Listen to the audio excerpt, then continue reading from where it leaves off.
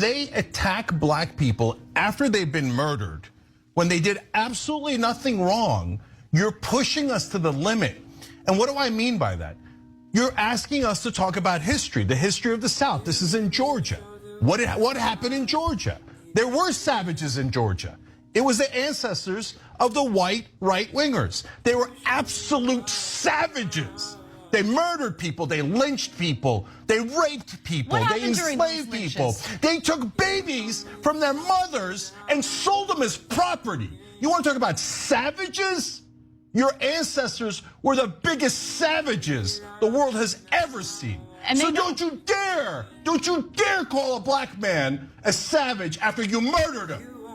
Don't you dare do that. I'm so sick of African Americans being called violent when the world's worst violence was done to them, not by them, to them. Do not have a history of killing white people. White people have a history of killing us. See? And what you fear, may I say this, sir? What you fear, and it's a deep guilt thing, that white folks suffer. You are afraid that if we ever come to power, we will do to you and your fathers what you and your people have done to us. Female turns to the black person sitting beside her and says, if you get power, aren't you going to want to do to us what we have done to you? And males say, if women get power, they'll want to do to us what we have done to them. Now, how many of you people of color want to get even with all white folk?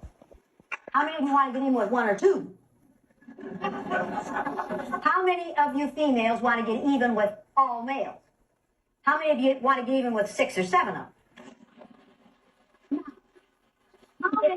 How many of you people of color and females want to get equity with white males? Equal treatment under the law. How many want that? Well, see, the whole thing is not about getting even. It is about getting equity. And yes, somebody needs to be in control, but the possession of the proper urinary tract does not make you more qualified to be in control than somebody else.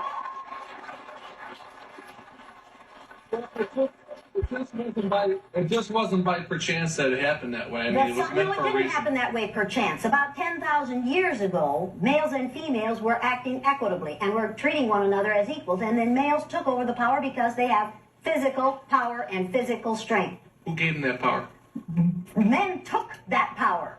Took that power by their physical strength, and they maintain it by their physical strength. And if they don't, then you explain to me why we were willing to use tanks against American citizens in Los Angeles 3 weeks ago. Tanks against American citizens. Well, that's called the ultimate use and misuse of power. You didn't have to cut me off. We were nothing. Your love should treat me like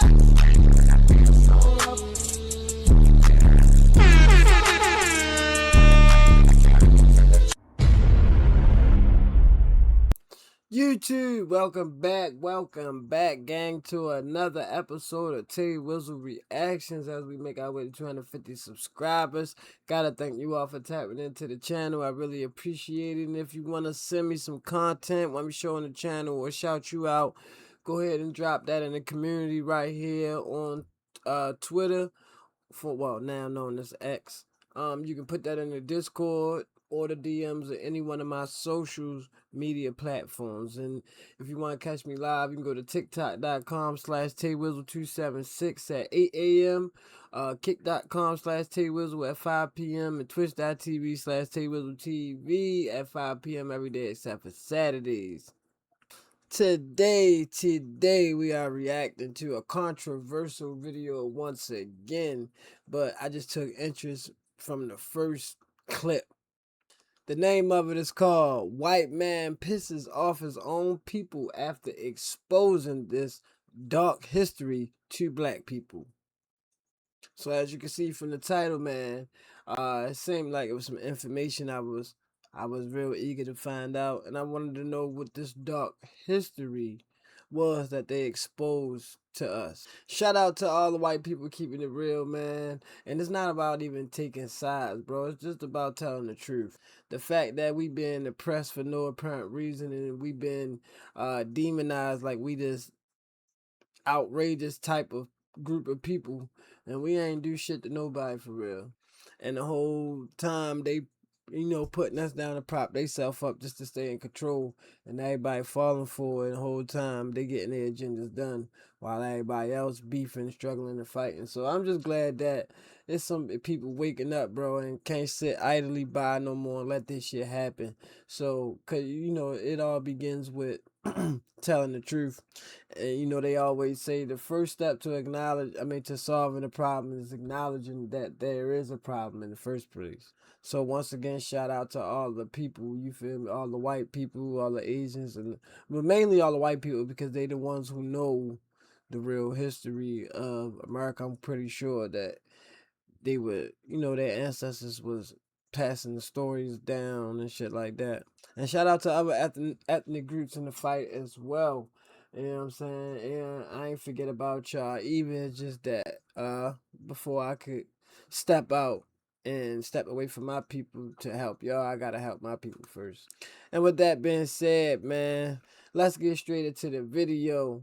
As always, if you like the content, don't be too shy to hit that like and subscribe button. Get notified when I drop a new video or when I'm updating you on an old one. And let's rock out. Europeans come to this continent, literally ethnically cleanse the indigenous population out of existence, kill them on a scale that has hardly been equaled, and refer to them as savages. That's an achievement. Who's the savage? The first time I encountered this was in a little town in Massachusetts called Deerfield. It's a reconstruction of what that little town looked like in colonial America. And in front of each house is a plaque that explains something about this house. And then description. On the 18th of October of 1702, the savages attacked. The first time I saw this, the savages.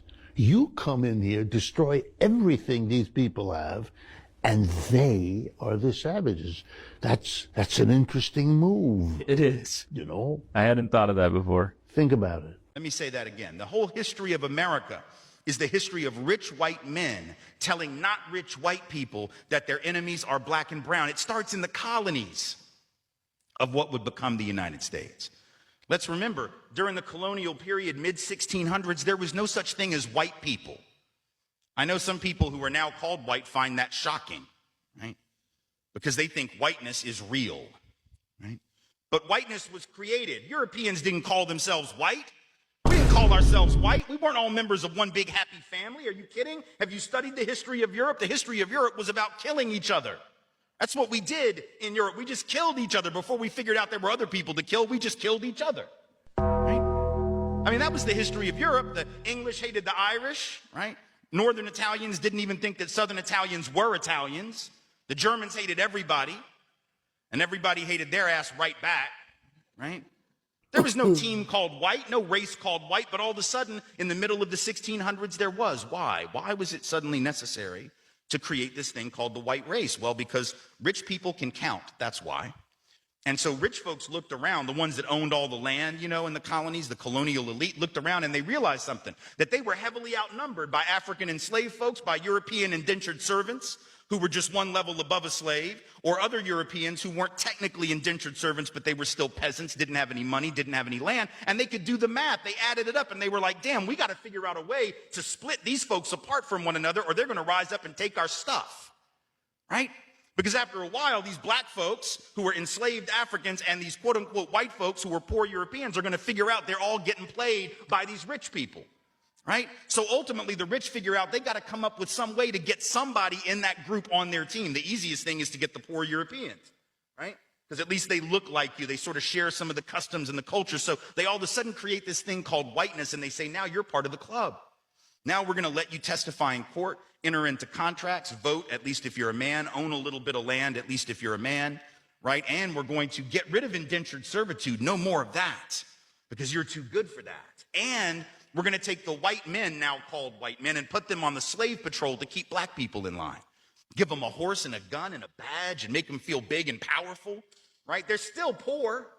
They still don't have anything. They didn't pay the slave patrol well, right? Just exploited them, used them as a buffer between the elite and the other poor folks, particularly poor folks of color. And pretty soon, the rebellions that occasionally happened where black and white got together to overthrow the elite, those stopped because the divide and conquer had begun to work, right? You could turn people against each other by telling those poor white folks, they got to keep these black people in line. And so that divide and conquer gets initiated in the colonies. Rich white men telling not rich white people that their enemies are black and brown. Fast forward to the Civil War era. And you have, I'm from the South, right? My people, the elite in my part of the country, right, actually announced that the reason they wanted to break away from the Union and possibly go to war with their brothers and sisters to the North was in order to maintain slavery and white supremacy. They said that at the time. We lie about it now. And we say it had nothing to do with that. But of course, at the time, they didn't have any shame about it, so they just said it openly, right? The vice president of the Confederacy, Alexander Stephens, said that the cornerstone of the new government was the great truth that the Negro was not the equal of the white man. So that's the reason the Confederacy was formed and existed. But here's the trick. If I'm rich and I want to go to war to protect my ownership in other human beings, my property, but you're poor and you don't own any enslaved people, why the hell would you go fight to protect my stuff? Because I'm a rich person. I'm not going to fight. Rich people don't go to war, right?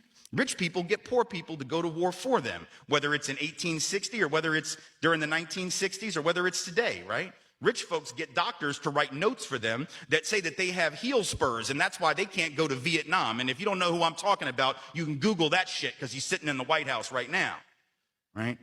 Well, I can't go fight. I have heel spurs. Send some poor kids to do that for me, please, right? So that's been a long-standing tradition. So the rich have to figure out a way to convince the poor to go fight for them. But that's a hard thing. That's like a hard sell, right? Like, how the hell, why would you do that? Why would you go fight to protect my property rights when you don't own anything? The only way you would do it is if that rich person comes to you and says, hey, listen, you gotta go fight because we gotta maintain our way of life, because if these people get free, they're gonna take your jobs. No, fool, they already got your job. That's how it works, right? Because if I'm white and I gotta charge you $1 a day to work on the farm, but you can get a black person to do it for nothing because you own them, guess who got the job? Free got the job, right? So in a sense, poor white folks would have been better off joining with black folks to overthrow the slave system. That would have raised the wage floor of all working people. But they got tricked by rich white men telling them that their enemies were black and brown. Fast forward to the 1930s. And you have white labor leaders. They're not even the elite, right? The labor leaders are not the elite, but they're the elite within the labor movement. And even they had fallen for it at this point. So they didn't want to integrate their unions. And they would say things like, well, we can't have black people and Mexicans and Chinese folks in our unions because if we do that, it's going to reduce the professionalism of our craft. We have to maintain the integrity of our profession. No, fool, you need more people in the damn union is what you need. And if you don't let those folks in, guess what happens when you go out on strike? Who is the boss going to use to replace you? They're going to replace you with the very same black and brown folks that you didn't want to work next to, right? And so at the end of and then you're going to blame them for taking your job rather than the white rich dude for giving it to them, right? Divide and conquer. Telling not rich white folks that their enemies are black and brown. And now we fast forward to the president. We got the president of the United States becoming president on the basis of that same rhetoric. Telling not rich white folks that the reason they don't have a job is because Mexicans took them, right? That's the argument. Keep in mind, there's been a net outflow of Mexican folk from this country, out of this country in the last 10 years. Right now, border crossings and actual in-migration at the lowest level they've been since the 1970s. So anybody who believes that is a damn fool, or somebody who does not understand how to do research on the internet, or someone who doesn't care, right? But he says the reason you don't have a job is those brown folks took them. They'll try to tell you it was everyone, that every civilization did bad things, that human nature is violent, that we're all the same. No, we're not all the same. Because it was never everyone else. It was never the Yoruba who crossed oceans to enslave millions. It was never the Lakota who planted flags on somebody else's sacred land and called it a new world. It was never the Khmer Empire that wrote entire legal systems around skin tone. It was never the Mongols who erased libraries and called it order. It was never the Mexica who cut down entire rainforests for fashion and profit. It was never the Aboriginal people of Australia who declared other races subhuman by scientific law. It was never the Inca who dug into mountains and called it wealth while poisoning the sky. It was never anyone else who turned healing herbs into billion-dollar pharma. Never everyone else who made gender a property tax code. Never everyone else who exported the nuclear family like scripture. It wasn't everyone else who made whiteness a god, blackness a sentence, and everyone else a servant. That was a specific invention, and specific people built it. It was never everyone else who carved borders into bleeding land and called it peace. Never everyone else who renamed your God, your language, your bones, then sold it back to you in textbooks. It was never everyone else who erased the world, then gaslit it. The Swahili Coast didn't invent extractive capitalism. The Hawaiians didn't manufacture generational trauma and call it civilization. The Diné didn't colonize the moon or bottle water just to sell it back. The Tamil kingdoms didn't translate astrology into racial eugenics. The Zapatistas didn't force everyone into debt so they could feel divine. This idea that everyone did it, that colonization was just a phase, is the last defense mechanism of a dying empire, because if they can convince you that everyone is guilty, no one has to answer. But memory is too sharp now. The algorithm is awake. The archive is breathing. It was never everyone else. It was them. And the rest of the world? We're not guilty. We're just remembering. We remember what they erased. They always knew what they were doing. Cope. Hey, good morning. Here's a moment in white history. Have you ever wondered how we found out the proper amount of vitamins, nutrients, minerals, or calories we needed to consume in a day in order to survive? You can thank Dr. Lionel Bradley Pett, who found out exactly what it took to keep the human body alive by starving native children to death. The experiments were performed by the Department of Indian Affairs of Canada under the direction of two physicians. One, Dr. Percy Moore, the Indian Affairs Branch Superintendent of Medical Services, and Dr. Frederick Tisdale, a famed nutritionist and former president of the Canadian Pediatric Society. The First Nations nutrition experiments, as they were called, were a series of experiments run in Canada by the Department of Pensions and National Health, now known as Health Canada, in the 1940s and 50s. At the lowest estimates, these experiments were conducted on at least 1,300 indigenous people, with at least 1,000 of them being children. In these experiments, parents were not informed, nor was their consent given. In the 1940s, Canadian officials became aware that Native children in these residential schools were malnourished. So the Canadian government sent researchers to figure out why these indigenous children were malnourished. Meanwhile, this evil bastard wanted to know what the recommended intake for different vitamins and minerals should be. He saw the hunger and malnutrition at residential schools as an opportunity to figure out just what the human body needed to survive. So in 1947, he began conducting experiments on about 1,000 children in 6 residential schools across the country. Instead of giving these innocent children food to treat their malnutrition, he gave them supplements like riboflavin and thiamine to see if it would mitigate these problems. It did not. In another experiment, instead of giving these innocent children food to eat, he gave them pieces of enriched bread, thinking that that would improve their malnutrition. It did not. They became anemic and they died. Even though indigenous children were dying, they still continued these experiments. Most of these innocent children were so malnourished that their teeth would fall out, but they wouldn't take them to a dentist because they wanted to see the effects of malnutrition on gum health. Over 1,000 indigenous children were starved to death in these residential schools, and the experiments kept going. Why? Because they were already marginalized and vulnerable. Nobody was looking out for the best interest of these children. They had no voice and no one to advocate for their best interest.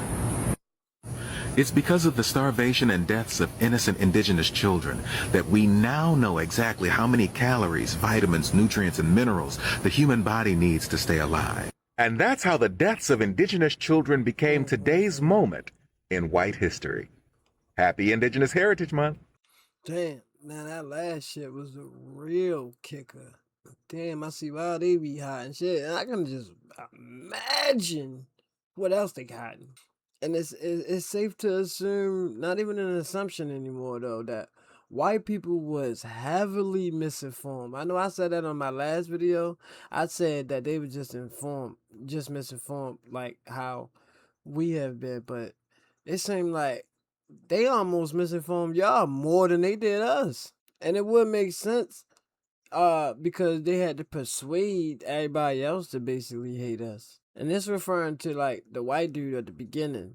But shorty, that little Asian looking chick that had the bald head, bruh, I don't know what the fuck she was talking about most of the time. I ain't even gonna lie to you. I ain't gonna sit here and act like I knew. Like, bro, I ain't know what the fuck she was talking about. Till at the end, she started making sense a little bit.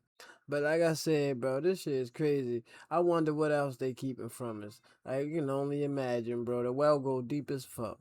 But I ain't gonna sit here and talk too long. We'll keep giving y'all my opinions. I want to know what you all think about that. Let me know how y'all feel about this and the information you just heard down in the comments. Knowing that damn near every way we turn is a lie. Everything they taught us was a lie. It was false. Shit was all said to make us docile and to make us further forget who the fuck we are.